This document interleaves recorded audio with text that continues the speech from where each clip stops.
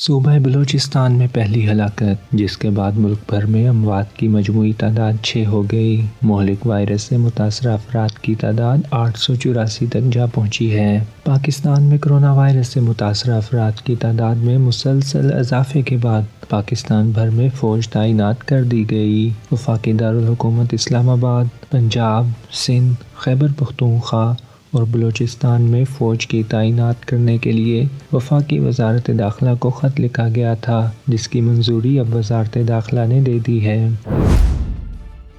لاہور میں press conference کے دوران وزیر اعلیٰ پنجاب نے کہا کہ منگل سے صوبے بھر میں 14 روز کے لیے لاک ڈاؤن ہوگا۔ پنجاب میں ڈبل سواری پر بھی پابندی ہوگی۔ 24 مارچ سے 6 اپریل تک عوامی مقامات بند رہیں گے، تاہم روزمرہ کی اشیاء کی دکانیں کھلی رہیں گی۔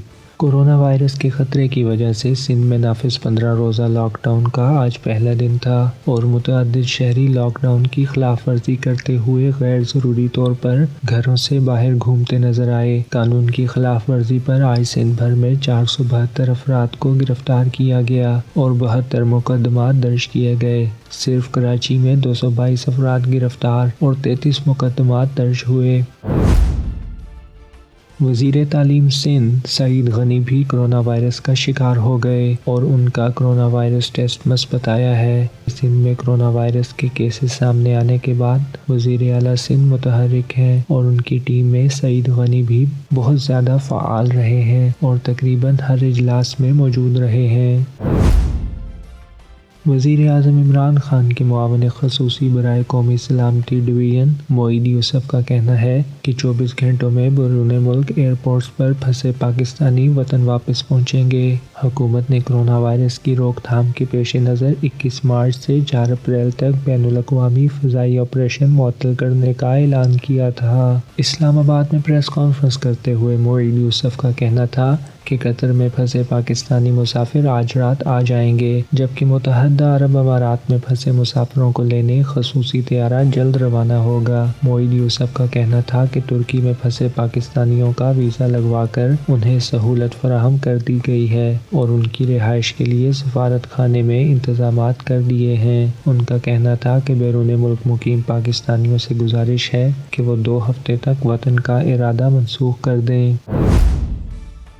اسٹیٹ بینک آف پاکستان نے کہا ہے کہ لاک ڈاؤن کے باوجود ملک بھر میں تمام بینکس اور ان کی برانچز کھلی رہیں گی۔ اسٹیٹ بینک نے تمام بینکوں کو خط لکھ کر ہدایت کی ہے کہ پیر تا جمعہ 10 بجے سے لے کر شام 4:30 بجے تک برانچز کھلی رکھیں اور ضروری خدمات، ڈیجیٹل بینکنگ سمیت ATM سروسز ہر وقت فعال رکھیں۔ نوٹیفیکیشن میں بینکوں کو ہدایت کی ہے کہ اگر کسی برانچ میں کسی ملازم میں کرونا وائرس کی تصدیق ہو جائے تو برانچ کو عارضی طور پر بند کر دیا جائے یا متبادل جگہ پر منتقل کر کے اسٹیٹ بینک کو آگاہ کیا جائے۔ اسٹیٹ بینکوں نے بینکوں کے ملازمین کو ہدایت کی ہے کہ اپنے شناختی کارڈ اور سروس کارڈ ساتھ رکھیں۔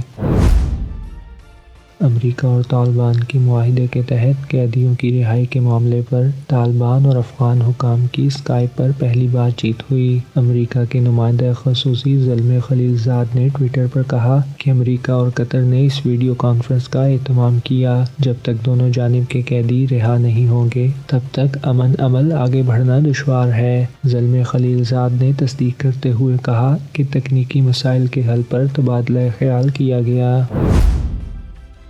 دنیا بھر میں کرونا وائرس کے مجموعی کیسز کی تعداد 3,72,000 ہو گئی، جبکہ اموات کی تعداد 6,310 تک جا پہنچی ہے اور کرونا وائرس سے صحت یاب ہونے والے افراد کی تعداد 1,01,070 ہے۔ اٹلی میں کرونا وائرس سے متاثر ہونے والے مریضوں کی تعداد 63,927 ہو گئی، جبکہ ہلاکتوں کی تعداد 6,077 سے تجاوز کر گئی۔ امریکہ میں کرونا وائرس کے مجموعی کیسز کی تعداد 41,569، جبکہ ہلاک ہونے والوں کی تعداد 504 ہو گئی ہے۔ اسپین میں کرونا وائرس سے متاثر ہونے والے مریضوں کی تعداد 33,000 سے تجاوز کر گئی، جبکہ ہلاکتوں کی تعداد 2,207 ہو گئی۔